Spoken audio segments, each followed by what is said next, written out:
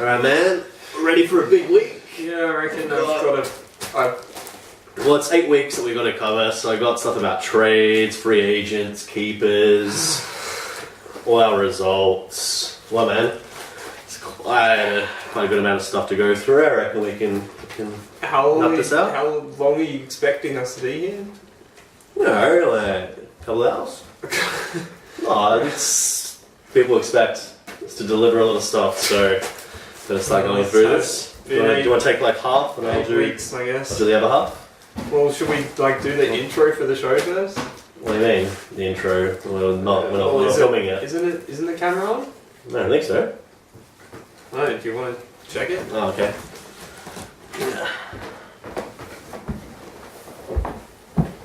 Oh, you're right, man. It was on. My bad. Hey, where did my notes go? Hey, what are you doing over at the fireplace, man? Oh, it's just getting a bit cold. Oh, that's bad. No! Pick your team, trade them out. Brag it to your mates like you never had a doubt. It's FMDT coming around for you. Cause no one really knows the way you pick like you do. Injuries or worse, suddenly retired and hurt. Get your backs, forwards and mids.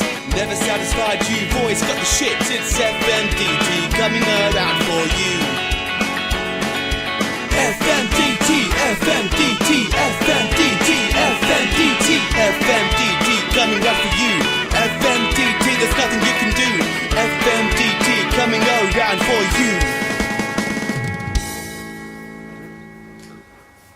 It's nice and warm in here now. Yeah. Freaking Shane just burnt all my notes.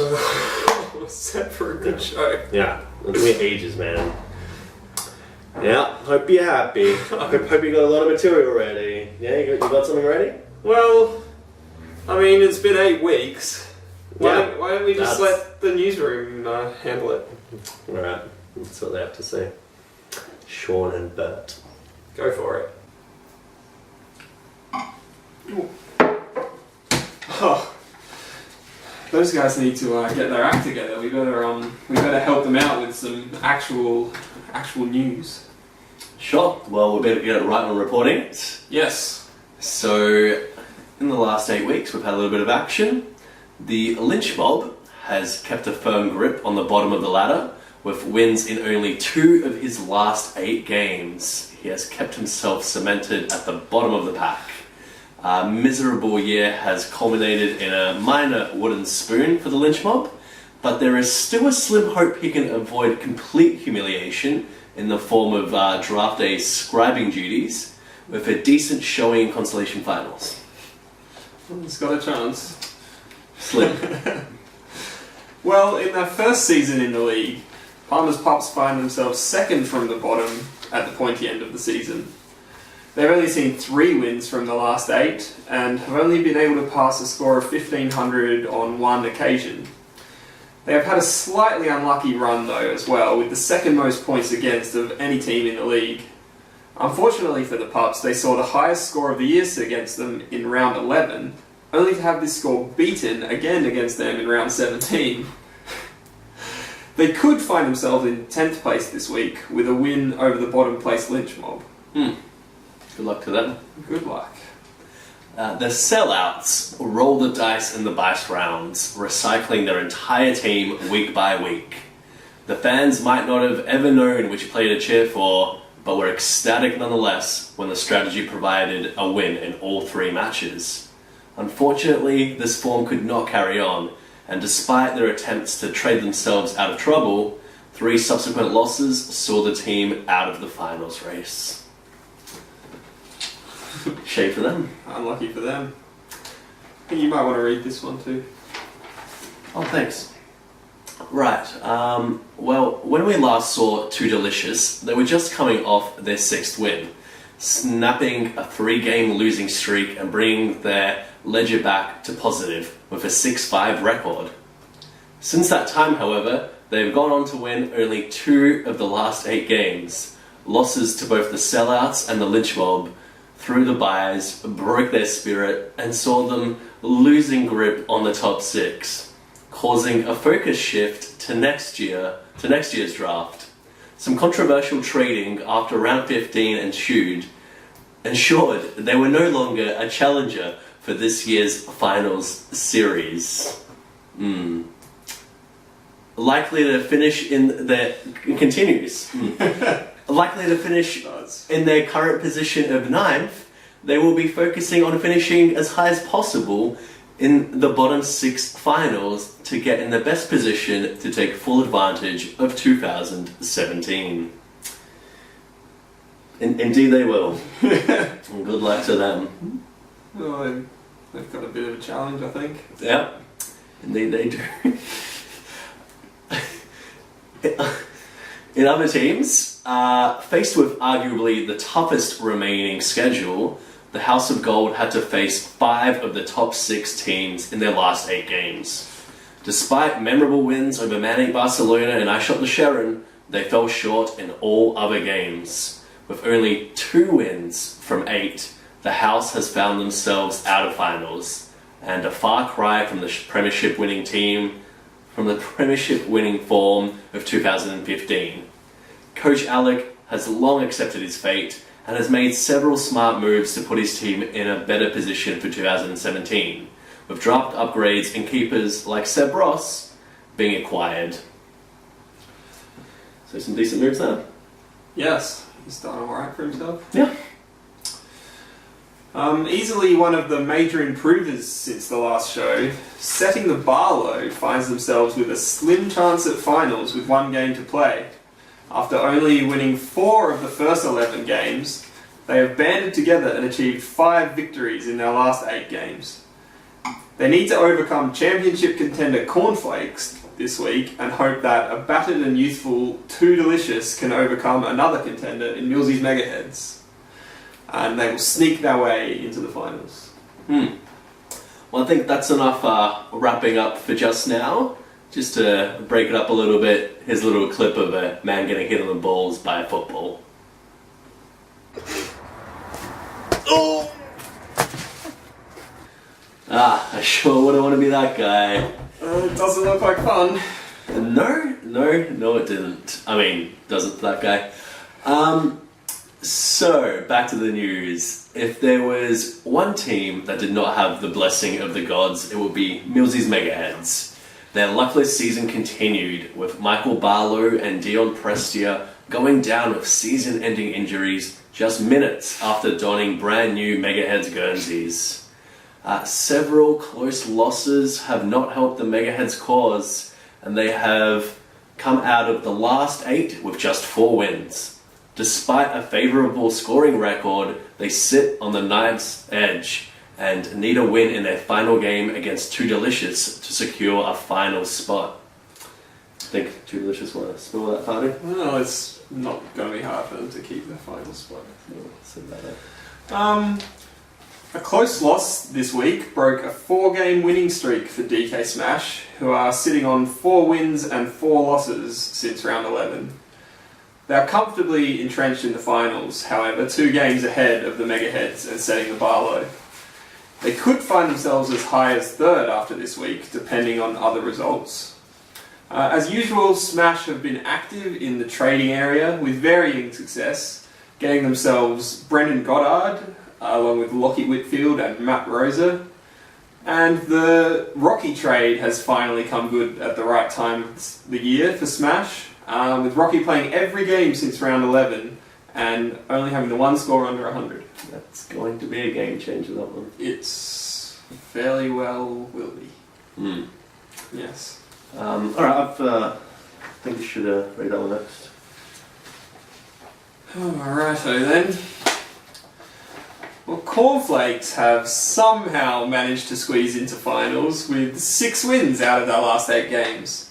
Cornflakes have been on a hot streak of form. Excluding byes, they have scored over 1,600 in 6 of their last 7 games. Only an exceptional score of 1772 could stop their winning streak. Many have questioned how they have achieved this, and not even their coach really knows. It is an impressive but puzzling turnaround from the lackluster form of 2016, and an Asada investigation may not be far away. Probably a good idea. Nothing to see, is what I've heard. Oh, right, yes. Good. Let's hope so. All above For board. the reputation of the league. Yes. Let's hope so. Alright. Well, after starting the season as the team to beat, with only 2 losses in the first 11 games, and the highest score for the league in round 11, Manic Barcelona have dropped slightly off the pace, losing 5 of their last 8 games. 3 of those losses coming to the other teams in the current top 4. They did shore up their ladder position this week with a win over the 5th place DK Smash. A further win over the Sellouts this week will ensure a 3rd place position heading into finals, with 2nd place on offer if other results fall their way. An unlikely loss could put them as low as 5th, which would be a very big fall from grace. Very big. Yes.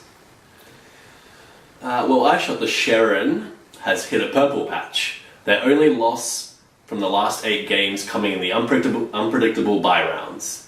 They have gained a reputation for heart-stopping thrillers, with most matches going right down to the wire, 2 in particular being won by only 9 points or less. A phenomenal score of 1772 to take down Cornflakes in round 18 shows they have another gear if called upon. Now establishing themselves as a premiership threat, the Sharons have catapulted to 2nd spot on the ladder and are in prime position to secure a precious bye in their first week of finals. So pretty impressive climb now. Very good. Well, and finally, we come to the Danger Zone, who have affirmed themselves as the team to beat since our last show. There was a slight stumble through the bye rounds, with 2 losses coming from the 3 games, but these were the only losses they've suffered in the last 8 weeks, not scoring below 1,530 in this time, and managing a league record score of 1,790 points in round 17. They sit a game clear on top of the ladder, also leading overall points scored. Success has come at a price though, with the Danger Zone trading away valuable draft picks as well as potential keeper players to ensure they have the best chance for glory in this year's championship. It would require a shock result for the Danger Zone to lose their number 1 spot heading into the final series. Definitely the driver's seat. Definitely don't want to lose it.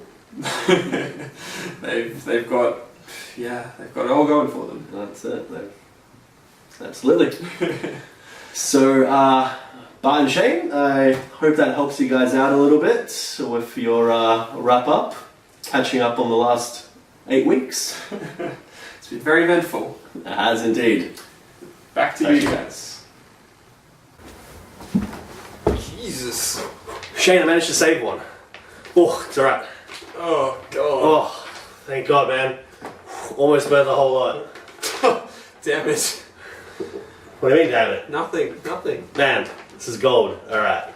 Alright, So, a little treat for you guys. what have we got here? I know the newsroom covered most things, but we've got a little bit of trade talk to talk about. It's a real treat. It's one piece, how bad could it be? What we have here is our trade talk. I wanted to relive some great moments in trade history in the B Money League. And Of 2016. 2016, correct. So what I've managed to save here is a couple of trades, I think.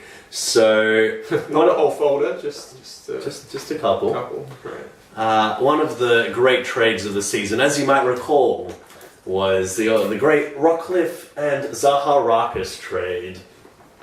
Caused great controversy when it happened, and to be honest, I think that's one of my. I think for me that is the best trade of the season. Simply like as in Ash winning that significantly. Let's have a look at how it panned out. It's been enough weeks. We can get a good idea of who's won that trade. Yep. So if you look at the points scored, Zaharakis has actually got more points than Rockcliffe for the whole season. Yes. But if we go from the point of when the trade actually happened, right? Right. Rockcliffe has played 11 games, Zaharakis 15, and yet Rockcliffe, playing 4 less games, has scored more points than Zaharakis. He scored 1299 to Zaharakis' 1265. That means that Rockcliffe, over his last 11 games, since the trade happened, is averaging 118 per game. Zaharakis, 84.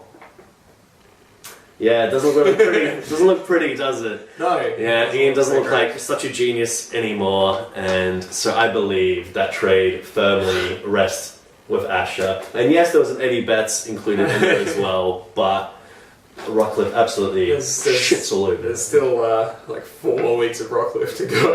Exactly. In the finals. Exactly. So it's only going to get worse. Oh. I did manage to save another little trade here. Oh, yes. This one was between me and Max on draft day. On draft day. Yeah. And you might recall I got really... Someone got really excited about Mitch Robinson? Yeah, I got really worked up that I'd missed him. I'd scrolled way too far down on my spreadsheet. You know, I might have been a little bit hungover. There might have been other factors at play. And I drafted Shield, and I really wanted Robinson, and Max gave me a great deal. All I needed to give up was my pick 11 for his pick 26. And what's happened? I'll tell you what, Shane. Shield has scored since the start of the season 1766. Robinson has scored 1424. That's right. Shield is averaging 98, and Robinson is averaging 83. Shield's out averaging him by like 15 points. Although at the point that I traded him out, because I traded him to Scratchy, he was averaging 88. I'll concede that I lost that by quite a margin. Yeah, so I mean, I hate to admit it, but I actually should have listened to Asher. On draft day, he was like, "Bah, just forget it. It's not gonna happen." Man, she would have been a great pick. Yeah, Yeah. especially when your number 1 midfielder was Prestia all year. Yeah. Yeah. Not something that I'm mentioning specifically, but a great moment in 2016 has been just watching Cam trade. Yeah. Just immense amount of trading. He's actually completed 14 trades this year. Wow. Which is more than anyone. He's in fact the only person in double figures for the year. And it just seems like he wouldn't stop. Even after he was out of finals contention, he just kept trading going. And why? Who knows? Just for the fun of it, right? The guy's just addicted. Yeah. Yeah. He managed to seduce you? Yeah. Into a trade? Took a song and everything. Yeah. We never really discussed that one. Hardline haggling. Maybe you'd like to thank him for the beautiful song he wrote you. Thank you for the beautiful song and Yep. for the beautiful Crouch, who's performing very, very well since he's been in my team. I do have to ask, so the trade was that Shane gave O'Meara and Crozier, and Yes. Cam gave up Matt Crouch, Dunkley, who you probably dropped, and Membry, Yeah. who helped you to a victory, I'm pretty sure, Yeah, with his 106 or something. as he crushed Essendon. Yeah. Yeah. One either way. to be honest, draft probably means more at the moment. Whoa, calm down there, man. What I want to know is, did you feel pressured into it? I mean, we did try and get Cam to seduce you. Yes. Yeah. I 100% was pressured into it. Yep. Felt like I had to make a trade. And So I did. so you might say that it was against your will? Yes. The whole thing happened against your will? Mostly. Cam was a bit forceful. I started off saying yes, and then I Well, look, tried to change my mind. look, I understand that you were very precious about your O'Meara, and you don't want to give it up to just anyone. No. And so it took someone special, and I hope you feel a little relieved. Yeah, it's good to get it out of the way. That's right. Yeah. Yeah, good. Yeah. Even though the other person just went and used it on someone else. I know. That's another thing that Cam does. I have a list here. Okay, players that have been traded in by Cam, and that he's promptly gotten rid of. Okay, so we start with just like a Jared Polek and a Steele, right? You've got Matt Crouch, my guy, Elliot Yeo, Diego Mira, Michael Barlow, JJK, Ryan Griffin, Suckling. Right. Like, that's all I managed to find. There's probably way more. It's like the makings of a decent team. Right? It really is. It's just, they don't last long, and I don't know why.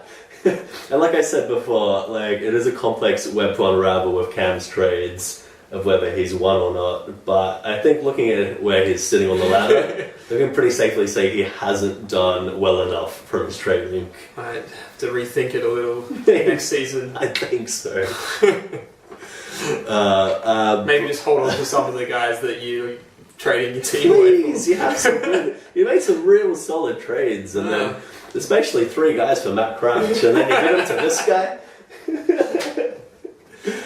Yes. Yeah, and I do kind of wonder what Cam's going to get up to in the off season to make up for his trading addiction, because trading's done. So yeah, we haven't heard much from him. no, exactly. Anyone checked on him recently? I don't think so. Frio aren't doing too well either. It's just dark days. Jeez, all right, we're going to dark place now. Look out for yourself, Cam. Someone just send Cam some trades. Alright, let's see what else I've got left on this sheet. There's not much. I thought Ian needed a mention. He's only had 2 trades this year. They were trading in Barlow and Suckling, and trading in McVeigh and Prestia. All of those players have been injured since he's traded them in. 2 of them with season-ending injuries. That is the Ian curse. That's his only trades. That's just horrible. We'll see if the Ian curse continues into next year. It'll be interesting. Yes. That thing doesn't like you, Ian. You need to do some serious praying. Well, you might be here for the draft next year. Yeah. Might help. Oh, right. Yeah. Maybe it's like, he knows that he wasn't here, so it's just like, you don't even care. So I'm going to screw you over. And the final little bit that I have to talk about, sort of burnt off the page here, but we had some controversial trades towards the end of the season. When draft picks were last being ever included in trades, as we know, I sold out. Oh, right. That's the big elephant that's been in the room. My big sellout. It was all big and controversial. So let's just get this straight. Yeah. So last year, yeah, I'm on the bottom of the ladder with like and you'd bring this 3 up. or 4 wins. Yeah. And no chance of finals or anything. Yeah. I trade Cade Simpson for Xavier Ellis and like a huge pick upgrade. Yes. And if Ellis was in my team that week, I would have won anyway. And the whole league goes crazy and vetoes my trade. And changes the rules. And I'll tell you what, Shane, if I had it my way, that trade would have gone through. Well, given that we were involved. Of course. Talking to the wrong person. I think in a way, the trades are very, very similar. There's not that much difference. I think maybe it's just taking a little bit of time for the league to warm up to the idea of that being a viable option. Much better than I think maybe people just don't like me and just didn't want me to get such an advantage. Right. Who knows? So they like seeing you just throwing your team away. Yeah. Everyone enjoyed that, so there wasn't really much. Yeah, they'll be rolling that next year. I got all my draft pick upgrades. There was some murmurings, but no one really put a movement forward. Yeah, look, I think this time I wasn't really the only one. There were a few others. Alec, was another one that really got involved in those sort of trades. Cam, people thought was doing it, but he was just having fun. Yeah, exactly. And maybe there was enough there, like keeper value, or I don't know. I don't really know how they got through without any sort of discussion. I was a little surprised. I'm glad though. I think that sort of trading is a totally viable part, of the league. I agree. In a league that, where we're trading keepers, where we've got keepers, where we really can look ahead for like a season, you should be able to be like, yeah, my team is crap. I just want to play for next year. You were still, you did throw away your finals. Like, you probably could have made finals. I mean, maybe not looking at all the injuries you guys have got. No, absolutely not. You could have scraped into 6. No, you could have scraped into 6. Absolutely not. My team was horrible, man. Week after week, I had to watch that pile of crap take the field, and it was just depressing. It was more depressing than watching Essendon all season, right? Like it was beyond hope for my team, and yeah. I mean, in retrospect, it's gone even better because if I had kept Prestia and McRae and all these other guys and McVeigh, and just injuries would have hit and my team would have completely collapsed. Full of crap anyway. Yes, exactly. So even more crap. I think it was happening anyway. It was inevitable. I knew the curse was after me. I knew it just wasn't my season. And look, it takes a lot to admit, especially for me, no, that I'm not going to win. It was very strange. I have no hope. Very, very strange. Yeah. So, it took a lot out of me to do that. So, a little bit of credit. Where credit's due. But, yeah. I understand that's difficult for you to do. And really the tipping point for me was when I lost to Ian Nielsen, to be honest. When the lynch mob took me down, that was actually the game. That was like, it's all over. It is all over. That you know it's all over when the lynch mob takes you down. I can say though, just quickly, that it has made my season a lot more enjoyable. I get to watch football now. For football, I get to watch AFL as it should be watched. I remember when you were here with Alec and Sahil, and you're all frantically checking your phones and checking the scores. I was enjoying a nice game of football between Hawthorn and Sydney. Right. Yeah, going right down to the wire, while Sahil was like yelling for Josh Gibson to get the ball. I was like, man, I don't even care. And you were playing against Sahil. Exactly. Yeah. You know how much more calming that is? Living a peaceful existence now. Yeah, right. Yeah. Have you got to the end of your Bert page yet? Yeah. Okay. Yeah, I don't have any more. I was just freestyling. That's trades. That's pretty much all I had to talk about with trades. That's all I had left. Maybe I'll be able to find something in the fire for next week. Let's hope so. Next week, that's actually a wrap for the episode. So I hope that was a good summary for you guys of what's been happening. Yep, catch up. A good catch up, because we've been away for a little while, but we're really glad to be back. Hopefully be able to smash out a few episodes in the coming weeks. Now that Bart's accepted his fate and is willing to, get back in front of the camera. Yeah, it took me a little while to get over all the losing. All that losing. All that losing. But here I am. Good on you. Yeah. So we'll have a good look at finals for you. Yeah, enjoy the last week. There's a little bit of moving and shaking that could happen, but it's fairly likely that everything will stay as it is. Keep an eye on setting the bar low and Millsy's mega heads. That's the spot where it's all happening. Or Cornflake's going to second place. Like 3, 4, and 5 is pretty. 2, 3, 4, and 5 could be anywhere. Or 11 and 12. That's a big battle. Yeah, it's all these battles. Good week. All right. As always, comment. Let us know what you think, and thanks for watching. Adios. Oh, we forgot studs. About it. Next week. I'll have to do it all over again. Yeah.